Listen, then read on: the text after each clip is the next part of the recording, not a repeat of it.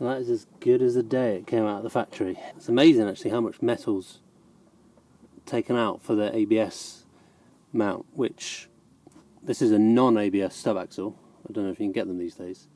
So it's got the back of it being really rusty there, where you would have the ABS sensor poking through. So this is one of the critical measurements of your working area is, can you pull a half shaft out, the long half shaft out sideways? Oh, it's just up against, yes, look at that.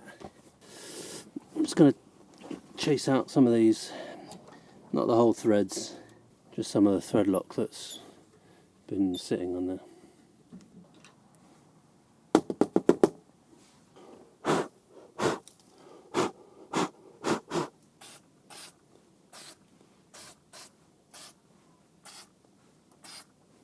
When it comes to stub axle bolts, I'm actually going to reuse the ones that came off with this stub axle.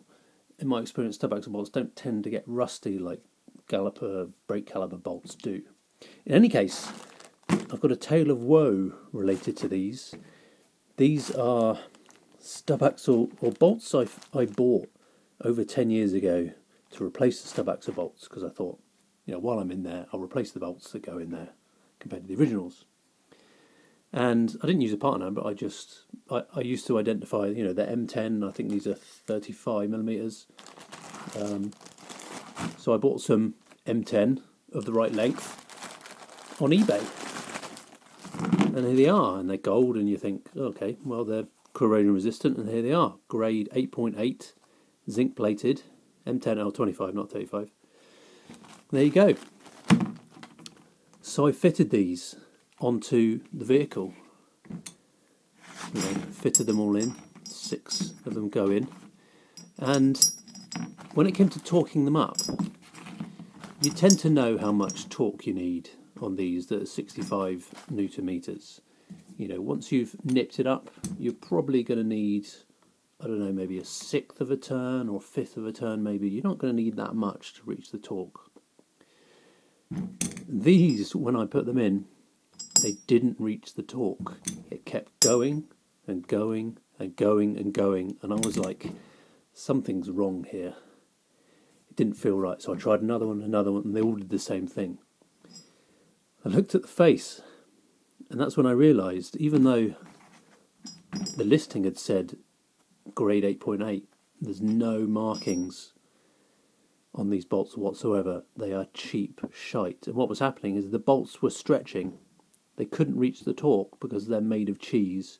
They were just stretching and stretching as I was trying to tighten them up and reach the torque. They just wouldn't reach the torque. So that was the moment I decided to stop, take them out, and use the original stub axle bolts. So considering these are absolutely worthless and junk, it's funny that I don't really want to get rid of them, because they serve as a bit of a warning, really, to remind me of the perils of buying even bolts that say they're graded. It's still even worth checking, on the actual bolt, whether it's as you say it should be. These days I would probably tend to buy the actual part numbers, even though we rag on Britpart a lot. If you buy a part number, it's going to be pretty much a decent quality bolt that's at least graded and of the right size. Even if the head looks a little bit different than the OEM part, you're going to get a decent bolt there. So yeah, that's why I'm going to reuse the original stub axle bolts, because they're not that rusty, and it's probably a bit less of a risk than buying some random rubbish off the internet.